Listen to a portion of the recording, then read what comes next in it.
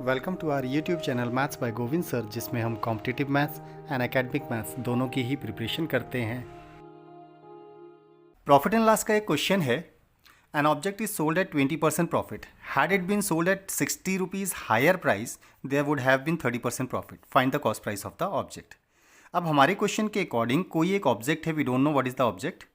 ठीक है, इस ऑब्जेक्ट को जब सेल किया जाता है, किस प्राइस पर सेल किया जाता है? क्वेश्चन के अकॉर्डिंग सेल करते हैं किस प्राइस पर? We don't know. तो 20% के प्रॉफिट पर एक्चुअली इसे सेल किया गया। तो अब कॉस्ट प्राइस कितना, ये तो हमें पता ही नहीं है। चलो, we don't know what is the cost price, हमें कॉस्ट प्राइस नहीं पता है। क्वेश्चन के अकॉर्डिंग इसे 20% के प्रॉफिट पर सेल किया गया। 20% प्रॉफिट पर सेल किया गया। अब कितने में सेल किया ये भी हमें नहीं पता है। Okay, now had it been sold at 60 rupees higher price, मतलब पहले जितने में भी बेचा था, अगर उससे 60 रुपीज़ बढ़ाकर हम सेल करते तो नया सेलिंग प्राइस होता, न्यू सेलिंग प्राइस होता। ओके, कॉस्ट प्राइस तो ऑब्जेक्ट का सेम ही रहने वाला है, इसमें तो कोई चेंजेस नहीं होगा। ओके, तब क्वेश्चन के अकॉर्डिंग 30% का प्रॉफिट हो जाता। 30% का प्रॉफिट हो जाता। That was given.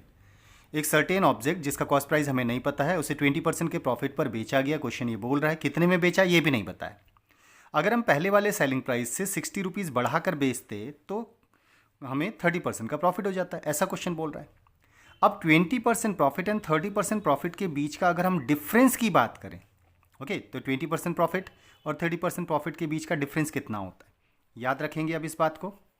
अगर दोनों प्रॉफिट हैं तो डिफरेंस माइनस करके निकालते हैं, दोनों लॉस हैं तो भी डिफरेंस माइनस करके निकालेंगे, लेकिन अगर एक प्रॉफिट और एक लॉस है तो डिफरेंस प्लस करके निकलता है। Okay, I am repeating it again.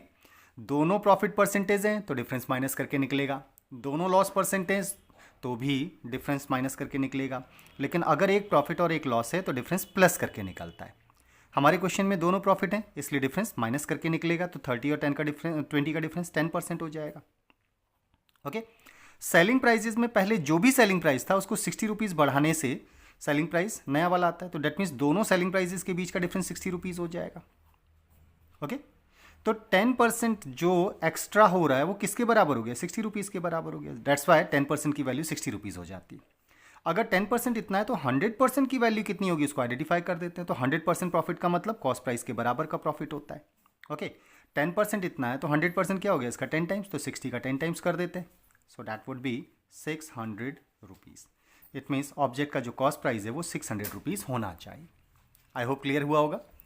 जब भी किसी क्वेश्चन में एक ऑब्जेक्ट जिसका कॉस्ट प्राइस गिवन नहीं है उसे एक सर्टेन परसेंटेज के प्रॉफिट या लॉस पर सेल करने से सेलिंग प्राइस भी गिवन ना हो, बट सेलिंग प्राइस को एक सर्टेन वैल्यू, न्यूमेरिकल वैल्यू से इंक्रीज या डिक्रीज करने से नया सेलिंग प्राइस बने, जो कॉस्ट प्राइस के साथ 30%, जो क्वेश्चन कह रहा है कि 30% प्रॉफिट इस कंडीशन में होगा, तो डेट मीन्स तब इस केस में एक सर्टेन परसेंटेज का प्रॉफिट या लॉस होता हो। तो क्योंकि दोनों सेलिंग प्राइस का डिफरेंस हम यहाँ से निकाल लेंगे और यहाँ से दोनों परसेंटेज वैल्यूज़ का डिफरेंस निकाल सकते हैं और इन दोनों को इक्वल करना होता है। अब याद रखने वाली बात केवल इतनी है कि अगर दोनों प्रॉफिट परसेंट हैं तो डिफरेंस माइनस करके निकलेगा, दोनों लॉस परसेंट हैं तो भी डिफरेंस माइनस करके निकलेगा, लेकिन अगर एक प्रॉफिट और एक लॉस होगा तो डिफरेंस प्लस करके निकलता है, इक्वल करके। देन 100% की वैल्यू आइडेंटिफाई कीजिए, 100% सीपी के बराबर हो जाएगा। That would be the cost price of the object. अगर एक्सप्लेनेशन ऑफ द क्वेश्चन अच्छा लगा हो, कॉन्सेप्ट क्लियर हुआ हो, तो हमारे चैनल को सब्सक्राइब, लाइक एंड शेयर ज़रूर करें। साथ ही बेल आइकन को प्रेस करें जिससे आने वाले नए क्वेश्चंस एंड वीडियोस का नोटिफिकेशन आपको तुरंत मिल पाए। Thank you.